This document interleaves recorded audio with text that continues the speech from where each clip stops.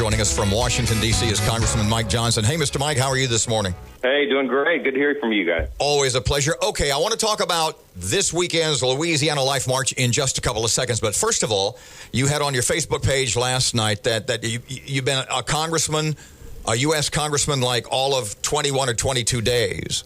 And last night you presided over the House of Representatives. Tell us about that. That must have been like awesome. It really was surreal. I mean, for a kid like me from West Shreveport, I just kind of stood there, holding the gavel in the spot that's been held by so many great statesmen over the history of our country. It was quite a moment. I mean, they give freshmen an opportunity to rotate into the speaker's slot just to have that experience, and then if it's something we enjoy, then we can be in the regular rotation to help preside over the House. So are you now in the regular rotation? Yeah, I'm a constitutional law attorney. I'm a nerd. I love this stuff, so I'll be doing it regularly, I think. And I tell you, it was just great fun last night. The Louisiana Life March is this Saturday. Y'all are expecting a huge crowd. Tell us where you start. If people want to get involved, what do they need to do?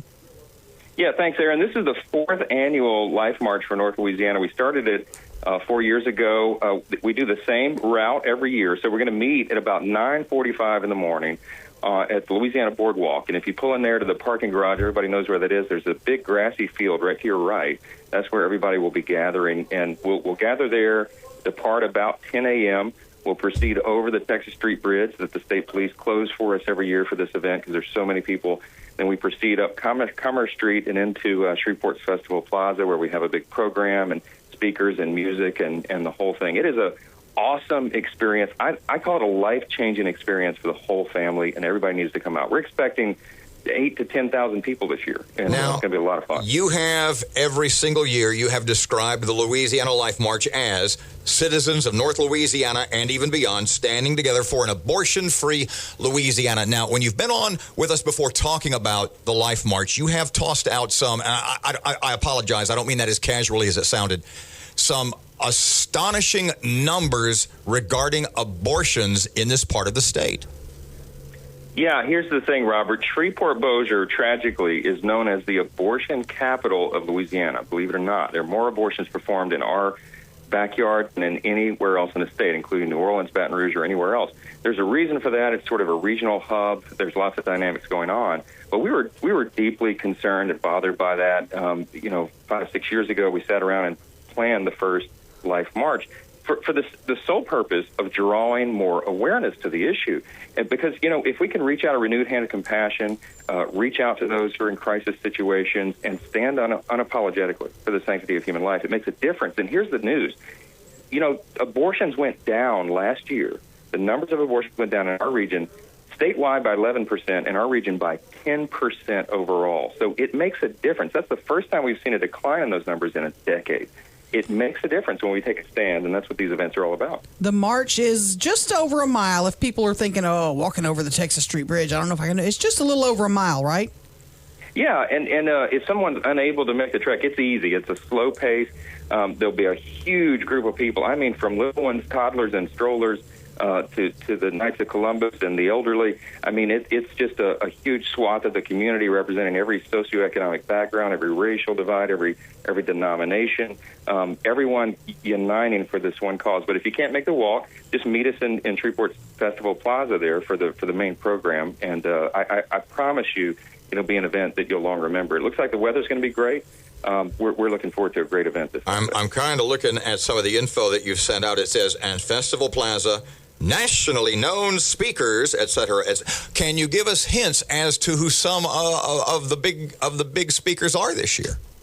Yeah, look, the event is sponsored by Louisiana Right to Life in conjunction with the Northwest Louisiana Baptist Association, Louisiana Family Forum, Louisiana Conference of Catholic Bishops, the United Pentecostal Church, the Architects Crisis Pregnancy Center, Heart of Hope Ministries. Just tons of people come together. One of the featured speakers, I'll be speaking this year, coming down from Congress on Friday. State Representative Katrina Jackson, one of our great African-American leaders in the state, will be speaking. Lots of familiar faces from the area, like Pastor James McMinnis, and Leslie Duke will be giving a testimony. We'll hear from Pastor Brad Jerkovich over at First Baptist Bossier, Ryan Verrett from Louisiana Right to Life, Jody Burns and Vicki Brumley.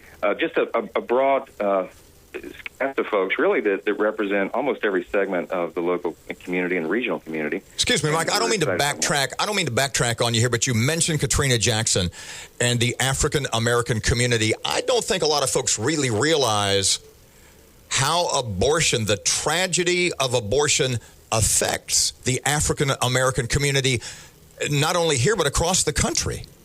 Yeah, and it's very disproportionate.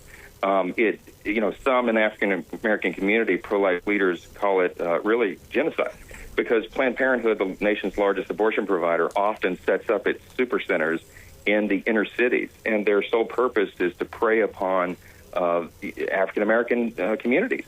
And so the statistics are staggering. I mean, there's a high percentage of the 59 million or so abortions that have been performed in the United States since 1973. A grossly disproportionate number are in the African American community. So it's a real tragedy. It's something Bishop Larry Brandon's going to be with us. He's going to speak to that issue as well on Saturday and really draw awareness and attention to it, that there are other alternatives. And that's the main thing. That's the message we want to get out. This is a hopeful, compassionate message of love. It's not a mean protest. It's not yelling at anybody. We're talking about the sanctity of human life that applies to every single one of us as God's. Let me ask you this. The president signed an executive order yesterday with regard to funding of abortions in other countries. Really quick action on day one. Were you excited to see that?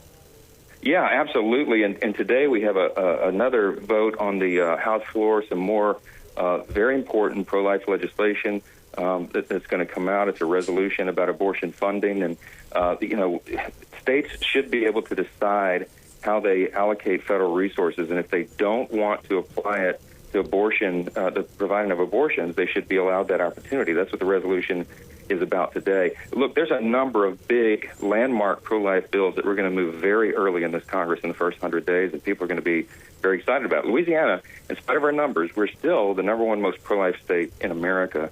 And the constituents, the folks in our area, they insist that we come and stand for the sanctity of human life. And, of course, that's what I've been about my whole career. So this is great fun for me, Erin.